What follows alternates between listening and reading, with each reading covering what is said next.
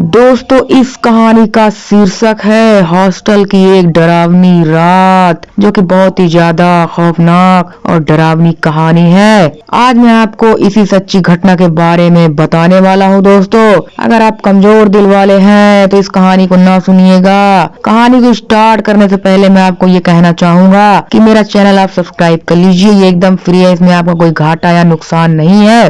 तो चलिए दोस्तों, बढ़ते हैं कहानी की तरफ। तो दोस्तों, यह घटना जिनके साथ हुई है, जिन्होंने इस घटना का अनुभव किया है, वो ये लिखते हैं कि मेरा नाम अजय शर्मा है। यह बात उस समय की है जब मैं बीबीए फर्स्ट ईयर में था। उस समय मैं मेरे कॉलेज के पास के ही एक हॉस्टल में रह रहा था। मुझे प्रतिलिपि पर हॉरर कहानियां पढ़ना पसंद था। मैं रोज कोई ना कोई हॉरर स्टोरी पढ़ता ही था, तभी मुझे नींद आती थी। ऐसे ही एक दिन मैं रात को प्रतिलिपि पर एक चुड़ैल की हॉरर स्टोरी पढ़ रहा था। कहानी पढ़ते पढ़ते मुझे कब नींद आ गई और रात के तकरीबन 2 बजे मेरी नींद खुली। मैंने अपने कमरे की खिड़की खोली और बाहर का नजारा देखने लगा। आज बाहर काफी तेज हवा चल रही थी। साथ ही मैं आपको बताना चाहता हूँ कि मेरे हॉस्टल के आसपास काफी पेड़ पौधे हैं।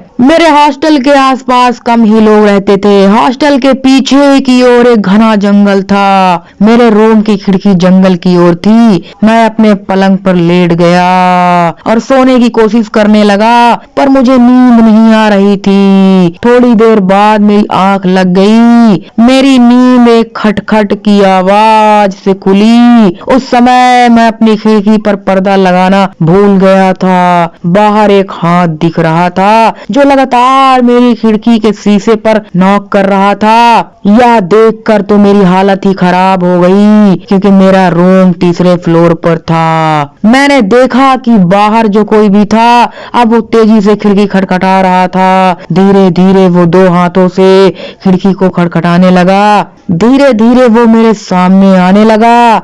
मेरी तो डर से हालत ही खराब हो गई थी।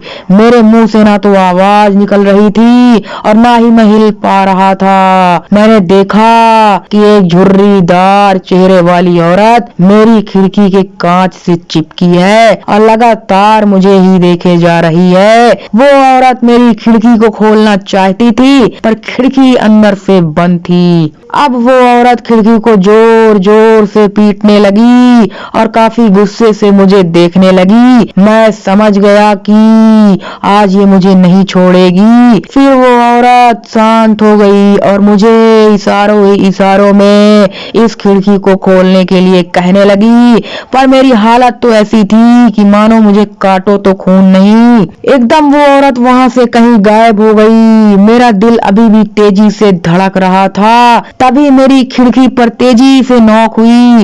वो औरत फिर से आ गई थी, पर मैंने अपनी हिम्मत जुटाई और तेजी से खिड़की के पर्दे को बंद कर दिया। मैं जोर जोर से चिल्लाने लगा। शोर सुनकर मेरे दोस्त और हॉस्टल का रखवाला वहां पर आया। सभी मेरी हालत देखकर हैरान थे कि आखिर इसे क्या हो गया है। मैंने सबको उस औरत की एक बात बताई। तभी मेरे एक दोस्त ने खिड़की का पर्दा खोला, पर बाहर कोई नहीं था। सबको लगा कि मैंने कोई सपना देखा है, पर हकीकत कुछ और थी।